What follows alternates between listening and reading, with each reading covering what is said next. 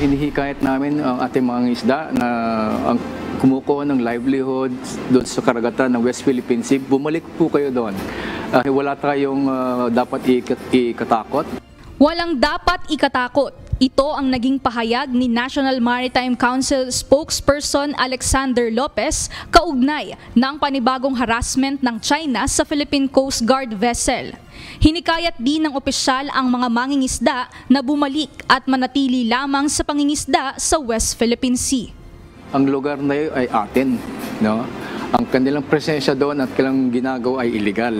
And the more so na binablock nila yung lehitimong activities natin, providing humanitarian assistance to our fishermen, Filipino fishermen, legitimately fishing doon sa ating mga Baho de Masinloc and Escoda Shoal.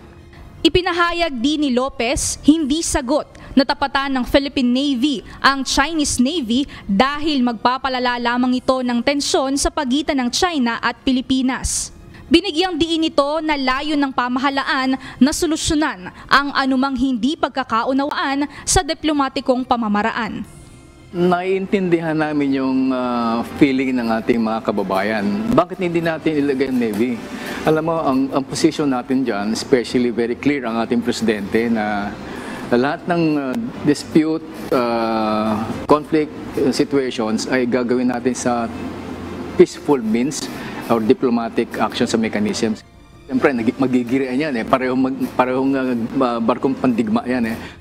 Dagdag pa ng opisyal, maaaring ilagay ang Philippine Navy para mag-monitor lamang ng kanilang aktibidad at hindi para ilapit dahil magigirian lamang aniya ang mga ito. Patuloy ang isinasagawang assessment sa naging damage sa barko ng Pilipinas at nakadepende sa assessment ng Department of Foreign Affairs kung kinakailangan na maghabla ng danyos sa naging pinsala. Samantala, mariin namang pinabulaanan ng NMC ang statement ng China sa United Nations hinggil sa chart na nagpapakita na kabilang ang Baho de Masinloc sa kanilang territorial waters. Pero ang tanong dito, ano ba yung basehan nila? No? Ano ba yung basehan nila? Kasi yung nire-report nila doon ay atin. Based on UNCLOS and based on the 26th arbiter ruling, yung lugar na sinasabi nila ay atin. So again, while they're working on the proper international processes, ang questionable, ano ba yung basis nila? Kasi yung Scarborough Shoal, it's about 120 nautical miles from ours. No? Samantalang yung sa kanila, ang Hainan kasi ang pinakamalapit na probinsya ng China, and that's more than 500 nautical miles away.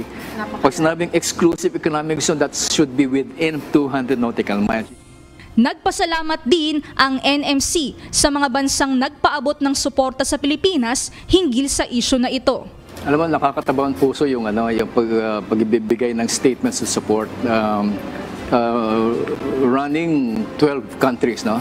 They have sent their statements of support. So that explains now kung sino talaga yung nasa tama.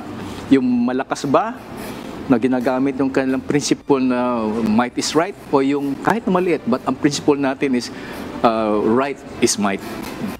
Kaalinsabay naman ang pagpapabalik sa mga mangingisda sa Baho de Masinloc, tiniyak ni Lopez na mapapadalhan ang mga ito ng mga food provisions at mga petrolyo o fuel nang sa gayon ay maipagpatuloy ng mga ito ang lehitimong pangingisda sa West Philippine Sea. Mia Alonso, UNTV News and Rescue. Diyos ang aming sandigan, serbisyo publiko ang aming pinahahalagahan.